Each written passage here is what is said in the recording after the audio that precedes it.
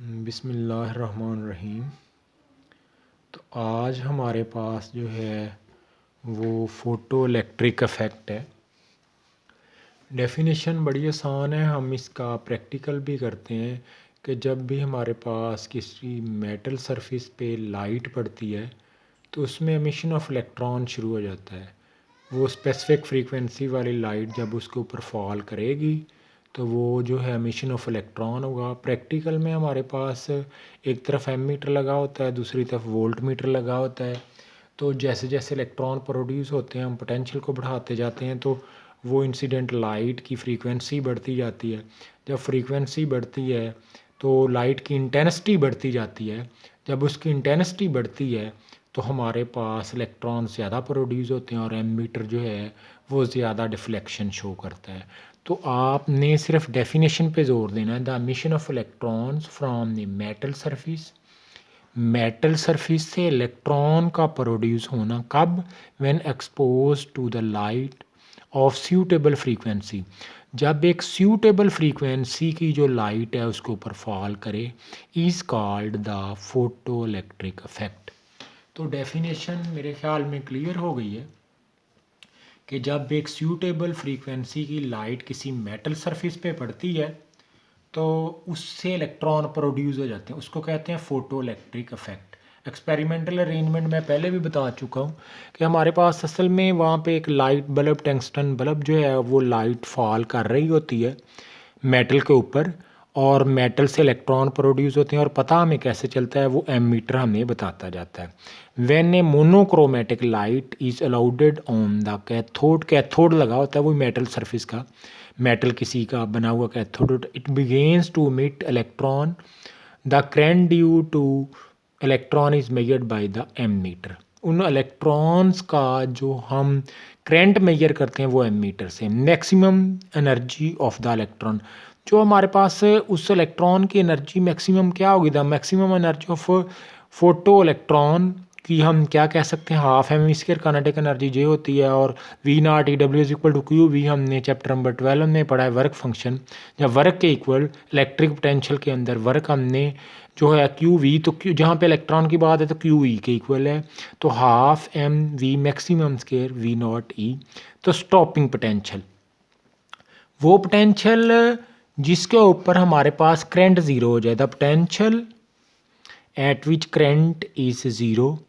उसके बाद effect of intensity, ये मैंने लिखा ही है, इसकी थ्योरी नहीं लिखी, वजह क्या मैं समझा देता हूँ। हमारे पास जैसे जैसे इंटेंसिटी ऑफ लाइट बढ़ेगी हम देखेंगे वैसे वैसे करंट बढ़ता जाएगा, यानी कि एमिशन ऑफ इलेक्ट्रॉन बढ़ते जाएंगे। तो उसके बाद हमारे पास है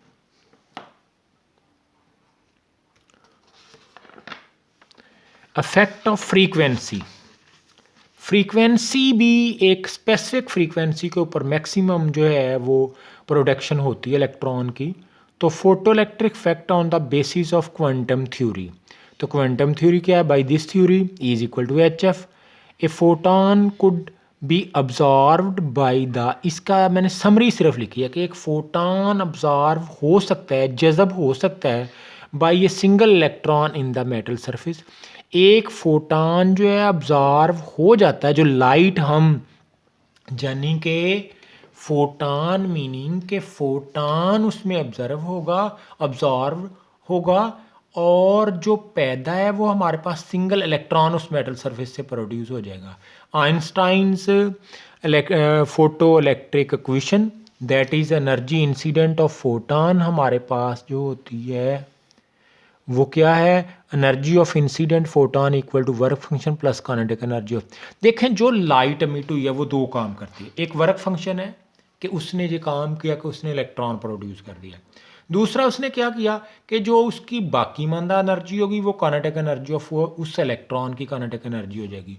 तो H F is equal to H F हमने पढ़ा है, is equal to five work function है प्लस काइनेटिक एनर्जी। जब काइनेटिक एनर्जी यानी कि जो इलेक्ट्रॉन हमें प्रोडक्शन में मिले हैं उनकी जो काइनेटिक एनर्जी होगी वो H F minus work function, जितनी वो इस्तेमाल कर लेंगे उसको मीट करने के लिए वो उसमें से माइनस हो जाएगी। तो half M we maximum square H F minus phi. Threshold frequency, specific frequency को हम कहते हैं threshold frequency when kinetic energy maximum zero. देखें हम कहते हैं कि पूरी पूरी एनर्जी है जो हमने दी और इलेक्ट्रॉन एमिट हो गया, तो उस टाइम जो फ्रीक्वेंसी होगी वो थ्रेशोल्ड कहलाएगी। H F minus phi equal to zero हम रख देंगे, तो phi is equal to H f not. Kinetic energy maximum हम लिख सकते हैं कि h F minus h f not. जब h f frequency f not के इक्वल हो जाएगी तो देखें काइनेटिक एनर्जी जहाँ पे खुद ही ज़ीरो आ जाएगी, यानी कि उस टाइम सिर्फ इलेक्ट्रॉन ही प्रोड्यूस हो गए, उसकी काइनेटिक एनर्जी जो है इसकी वजह से नहीं होगी। आगे हमारे पास है कॉम्पटन इफेक्ट, मैंने बहुत शॉर्ट करके समझाने की कोशिश की है। वेवलेंथ जो हम कहते हैं कि मसलन किसी मेटल पे एक्सरेज जो है वो हमने हिट की हैं, तो उनकी एक ख़ास वेवलेंथ है, और जब एक्सरेज हीट होंगी तो हमने तो अभी पढ़ा है कि जब लाइट हम एक्सपोज करते हैं मेटल के ऊपर तो इलेक्ट्रॉन प्रोड्यूस होते हैं।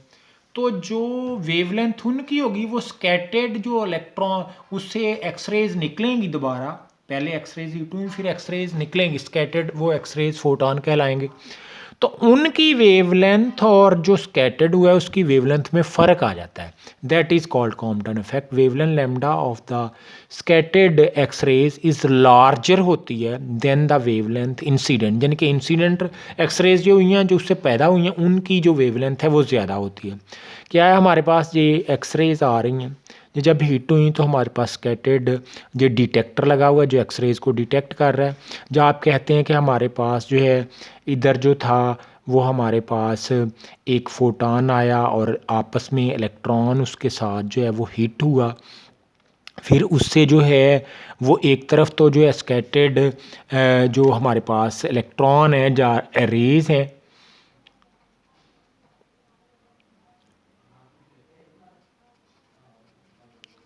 और दूसरी तरफ जो है वो हमारे पास एंगल जहाँ पे थीटा कह लें फाई कह लें तो वो प्रोडक्शन हो जाएगी।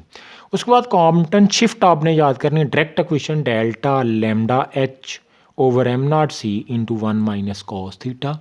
कॉम्पटन वेवलेंथ आपने कैसे मेजर करनी है, जो फैक्टर है ना हमारे पास एच ओवर एम नॉट सी, इसको हम कैलकुलेट करेंगे। एच प्लॉन्क कांस्टेंट है, एम नॉट मास है और सी वेलोसिटी ऑफ लाइट है, तो इसकी वैल्यू आती है 2.43 इंटू 10⁻12 मीटर। तो इसकी वैल्यू इधर रखें, 1 माइनस कॉस 90 ज़ीरो होता है तो 1 आ जाएगा, जे इसके इक्वल आ जाएगा। इससे क्या बना कि कॉम्पटन शिफ्ट जो है वो कॉम्पटन वेवलेंथ के इक्वल आ गई। ये था जी एक शॉर्ट सा जायज़ा कॉम्पटन इफेक्ट का। शॉर्ट क्वेश्चन 19.8, 19.9 और 19.10 ये मैं डिस्कस कर देता हूँ। बुक से हम स्टेटमेंट की हेल्प लेंगे, तो वो हमारे पास 9 में जो स्टेटमेंट है, सॉरी पहले हम 8 को डिस्कस करते हैं। A beam of red light and a beam of blue light have exactly the same energy है, which beam contains greater number of photon। आपने is equal to H F की value C over lambda, जब आपने सी over lambda रखा तो हमारे पास आ जाएगा n number of photon e lambda over h c आ जाएगा। बाकी सारी चीज़ें कांस्टेंट है। समरी इसकी क्या हुई कि number of photon is proportional to lambda, number of photon is proportional to lambda. तो लेमडा क्योंकि रेड वेवलेंथ का ज़्यादा है ब्लू का कम है, तो इसलिए red beam light contains greater number of photons. 9वें में कहता है कि photon red green and blue जो है वो carries the most energy and momentum.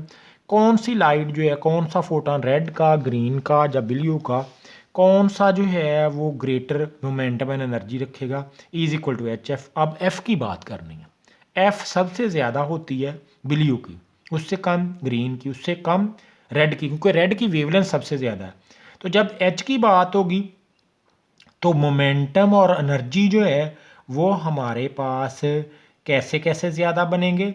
जो हमारे पास है शॉर्टर वेवलेंथ वो ब्लू लाइट है, तो हम लिखेंगे कि जो उसका जो मोमेंटम है और जो एनर्जी है दोनों ही हमारे पास जो है ब्लू की सबसे ज़्यादा, ग्रीन और रेड एंड पे आ जाएगा।